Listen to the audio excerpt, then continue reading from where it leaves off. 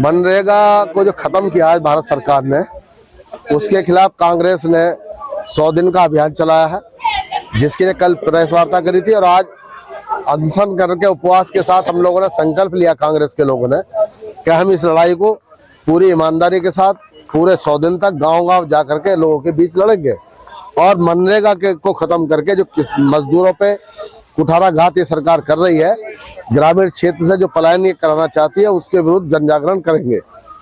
उसका अभियान की आज ये शुरुआत है। अच्छा, अनशन के दौरान कोई ज्ञापन भी सौंपा? नहीं, कोई ज्ञापन नहीं है। हमने महात्मा गांधी के सामने अपने अंतर्मन को शुद्ध किया और अपने अंतर्मन शुद्ध के अपने आप में ये संकल्प लिया कि हम इस कार्य को करेंगे। अच्छा, आगे की क्या रूपरेखा रहेगी? कल से पूरी रूपरेखा आपको दिखाई दे जाएगी। पूरे 100 दिन कांग्रेस के लोग गांव-गांव दिखाई देंगे आपको लोगों के बीच।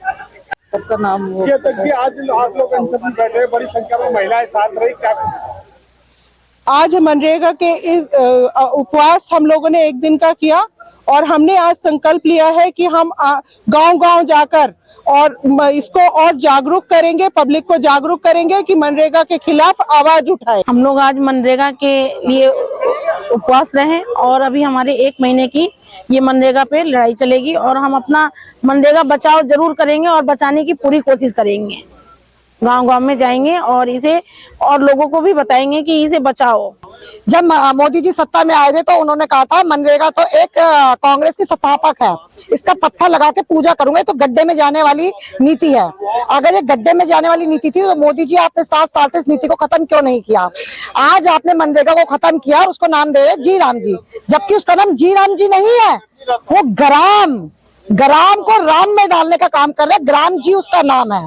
और नरेंद्र मोदी ने पहले, आपको पता था कि जब मनमोहन सिंह की सरकार में मनरेगा को लाया गया था तो 100% जो उसका मनरेगा का जो पैसा था वो पूरी सेंट्रल की सरकार देती थी। लेकिन मोदी जी ने क्या किया, जो कि मनरेगा के लोगों को पता होना चाहिए, इस जनता को पता होना चाहिए, इन्होंने मनरेगा का 40% भार प्रदेश की सरकार पे डाला है और 60% सेंट्रल देगी और 40% प्रदेश देगा। प्रदेश की सरकार तो पहले से कह रही कि हम तो घाटे में है, हम पे पैसा नहीं है, हम पे फंड नहीं है, वो क्यों देगी? तो ये तो आप सीधा सीधा खिलवाड़ कर रहे हैं ना उन छोटे लोगों के साथ में, गरीब लोगों के साथ में जो अपनी मजदूरी करते हैं। सबसे बड़ी चीज इन्होंने उसको कहा कि हम मनरेगा को डिजिटल करने जा रहे हैं। आपको पता होगा जो महिलाएं घरों में काम करती है उनके अंगूठों के निशान जब अपना ये बनाता आधार कार्ड उस तक में नहीं आ रहे थे। अब वो महिला सुबह जाती है मनरेगा के लिए काम करने के लिए, सुबह जब वो अपना अंगूठा लगाती है तो उनकी ड्यूटी तो ऑन हो जाती है और जब वो शाम को जब ड्यूटी खत्म करके जाती है उनके अंगूठे का निशान नहीं आता, उनकी जो पूरे दिन की मेहनत होती है वो 0 हो जाती है, उनको 1 रुपया नहीं मिलता है। दूसरी चीज, कभी इनका सर्वर डाउन रहता है और अभी तक मनरेगा की बहनों के 3 साल का पैसा जब से मोदी जी सत्ता में है पीछे से रुका हुआ है, उनकी पेमेंट ही नहीं आ रही है।